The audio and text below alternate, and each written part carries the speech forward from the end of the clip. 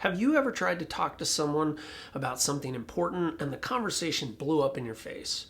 Or worse, you avoided the conversation completely and now your emotions are just festering. In this video, I'm going to give you 5 tips for effectively starting tough conversations. To start off, when we engage in tough conversations, we can't control how others are going to react. What we can do is make sure that the way we engage in the conversation is healthy, respectful, and gives the best chance for the conversation to be effective. Some reasons that conversations go south are poor timing, meaning having the conversation when emotions are already high, having the conversation when the incident just happened and everybody is still heightened emotionally. Defensiveness, and this can be your defensiveness, can be the other person's defensiveness, but that can get in the way of being able to listen to each other. Then starting without a clear goal, not knowing what the intention of even having this conversation is. And vague or blaming language, saying always, never, this is your fault. Now, often with conversations that we know are going to be difficult, we try and think of the perfect thing to say. We spend all kinds of time thinking, how do I say this to the person so that it goes well? When what we really need to do is have a healthy approach.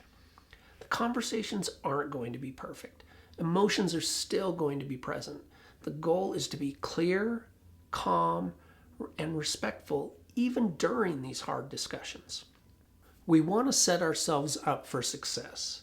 The way we do that is before the conversation, we take into consideration first, ask yourself, what is the real issue here? Now, often when we want to have a tough conversation, we can be led by those immediate emotions rather than assessing for what is the actual root concern that I need to address here. For example, when you feel hurt that a friend bailed on you, your immediate feeling might be, hey, that's not cool. What's wrong with you? But the root issue is actually, I trust and value our friendship, and I felt like it wasn't important to you. Second, you want to choose your timing. Again, avoid having the conversation when emotions are already high from the initial event. Third, regulate your body. Pay attention to where you are at emotionally before you even start. Take a few deep breaths. Focus on the here and now. Don't get caught up in the what could happen. Pay attention to where you are at so you are calm before it starts. Fourth, know your intention. Do you want clarity? Do you want connection? Do you want resolution? Or are you simply starting this because you want to be right at the end of the day?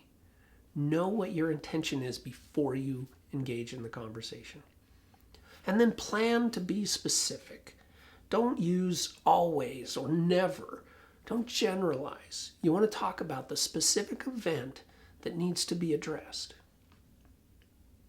Now, some do's in conversation are to use I statements. I felt hurt when blank happened. You're talking about describing your experience. Focus on your response to the incident. When we talk about I statements, it's not, I think you're a jerk. It's, I felt blank way.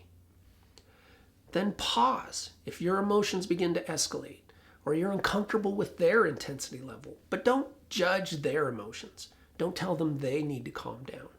Tell them that you need a moment. And then always offer them an opportunity to respond. This isn't a lecture. This is a conversation. Some don'ts are, don't assume. Ask if they're open to hearing. Can you share with them? They may not want to hear. Also, ask if it's a good time. They might be willing to hear, but it's not a good moment. Maybe they're not emotionally centered and ready.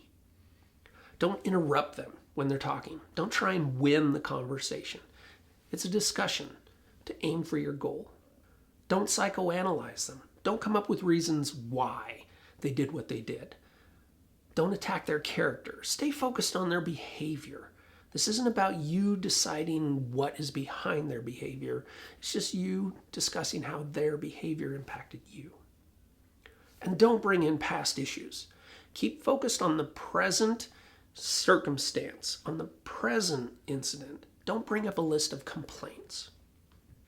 In review, 5 keys to stepping into these tough conversations are to determine the real issue. What's the core concern here? Plan your timing. Avoid starting the conversation when emotions are already high. Regulate your breathing. You personally, take some deep breaths. Stay in the present. Calm down before you start the conversation. Know your intention. What is your desired outcome of having this discussion? And be specific. Focus on the current behavior and its impact. Tough conversations can be emotionally uncomfortable, but they're often the first step towards healthier overall communication. Think through your own core concern and what change you'd like to see. Then slow down, share clearly, speak respectfully, and trust that if you approach the conversation in a healthy manner, you have the best chance at a positive outcome.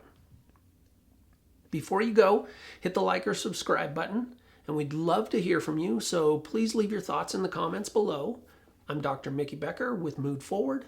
Thank you so much for watching.